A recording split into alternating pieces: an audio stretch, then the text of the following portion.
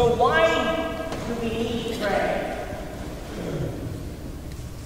We need to pray because we often do what's easy, but not what's right. We often do what's easy, but not often what's right. And so we need to be able to appeal to the throne of grace and say, I need help. I need direction. I need inspiration. And the gospel makes it clear we have a need to pray always and to never lose heart. Hang on. Don't let go. I love that poster that's got the cat hanging from one claw on the branch of the tree, and the caption underneath is, hang in there, baby. Prayer is our way of hanging in there, staying connected with the throne of grace. You ever hear the story of the guy who falls off the edge of the cliff and he grabs the tree branch and he's hanging by his fingertips, and he looks up and he says, help me. And a voice says, let go and let God. He says, help me. The voice says, let go and let God. He says, I'm serious, I need help. And the voice says, let go and let God. He says, is anybody else up there?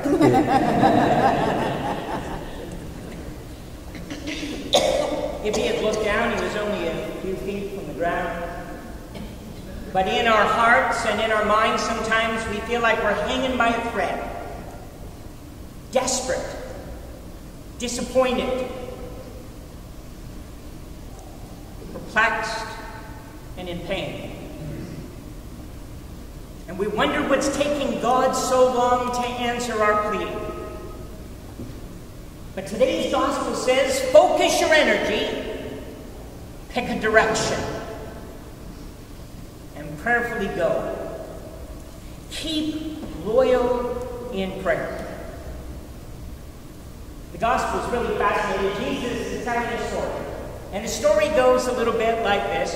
There's a woman, and she's approaching a judge, and she's asking for justice. Her opponent has wronged her. And the judge is very open about his worldview. I am big. I am strong. I don't care about God or anyone else. I can kick butt. Well, he's going to get what he deserves. 3 feet wide, 6 feet deep. And yet there's a woman. And she's going to take him apart. And we get to watch. And this is what she does. She finds him every day. And all she does is talk. Non-stop. For hours. And this is what he says. I have no fear of God, and I have no concern for man, but I'm going to give her what she wants, so she will go away. Fascinating story. Jesus is telling the story not to blame the man. No. But to say if an unjust judge, the only judge in that entire community responsible for the whole group, if he can be that cruel, can you imagine how kind, how generous, how loving, how accepting the judge of the world can be?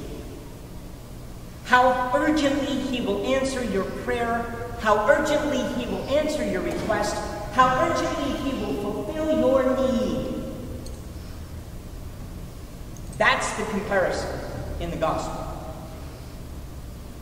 The human judge can make the choice to be arrogant and self-reliant, but the judge of humanity functions in grace and mercy and compassion. But it says something about the woman as well. And not what you thought I was saying. Persistence, determination, endurance. Have you ever saw a woman defending her child? You better get out of the way. If you can't help, hang it up.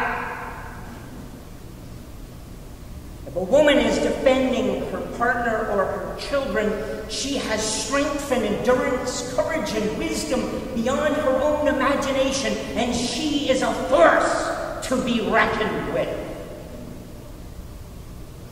This woman knew before she started, he was a goner. Because she was right. Not because she was right, but because what she stood for was right. This attitude of endurance, tenacity, determination is not isolated to women alone. Men can learn it.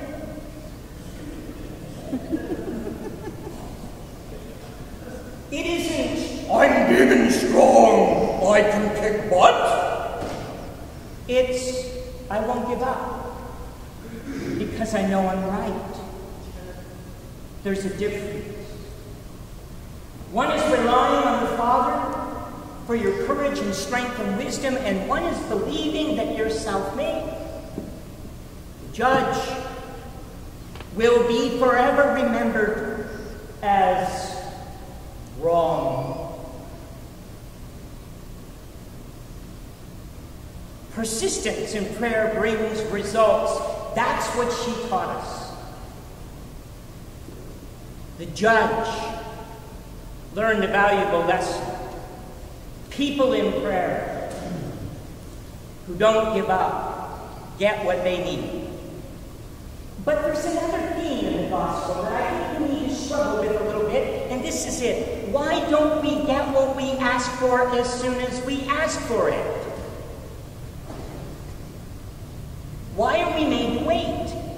Is it possible that we're made to wait so that we have enough time to figure out what we need rather than what we want?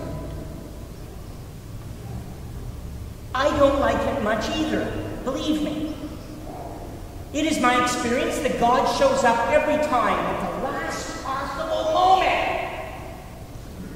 If you hear the frustration, it's real. But he always shows up, and he always responds for what is best for us, even if that's beyond our imagination. The goal is for each of us to be able to breathe our last and say, I kept the faith. A gentleman was quoted to say, prayer gives you the courage to make the decisions you must make in a crisis, and then the confidence to leave the results of those decisions in a higher power. That was President Eisenhower. A.B. Simpson writes, our God has a boundless resource. The only limit is in us. Our asking, our thinking, our praying is too small. Our expectations are too limited. Prayer does not always change the outcome. Prayer does not always change things, but prayer always changes us. Things outside may remain the same, but once it changes us, out there doesn't matter so much. Henry Nouwen writes, being useless and silent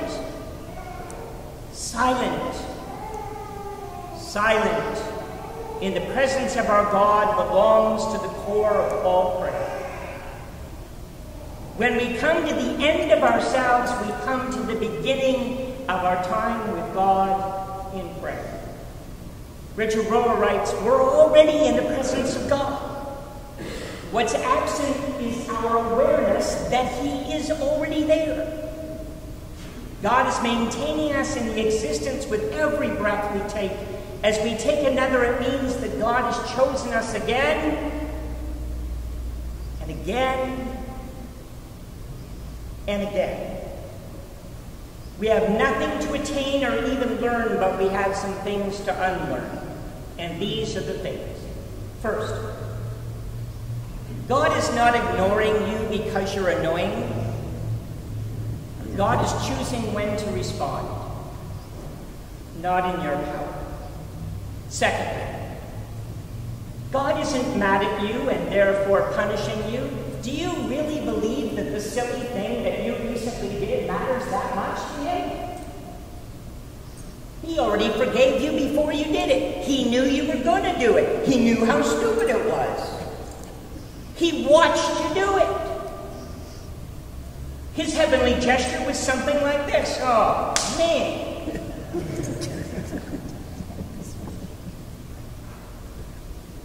Okay. Omnipotent, all-powerful, all-wise. The only thing is he felt bad for you for the natural consequences that were going to come out of the actions. He doesn't stand around with a magic wand pointing at people and punishing them. There may be natural consequences that come, but what he wants is your healing, your happiness, forgiveness in your life. And he wants you to ask, because that means you recognize that he's there. You see, God will never take you to anything he won't be there with you for. Did you get it? I love this. John Michael Talbot writes, but by practicing the discipline of solitude, we are creating a space in our lives where God can be with us. And over time, as the space grows, so can our relationship with the living God. When was the last time you got by yourself? Got real comfy in a chair, might need a blanket and a pillow, and began this way. Lord, I'm going to sit here for a while. What do you need to say to me? Remember this week. I repeat it again. Prayer changes things on the inside. It may not change things around you, but once it changes the things on the inside, the outside doesn't matter. In other words, your life changes when you choose to make changes. When you choose to invite God into your experience. I want to encourage you to pray without ceasing, and never, ever give up. Amen.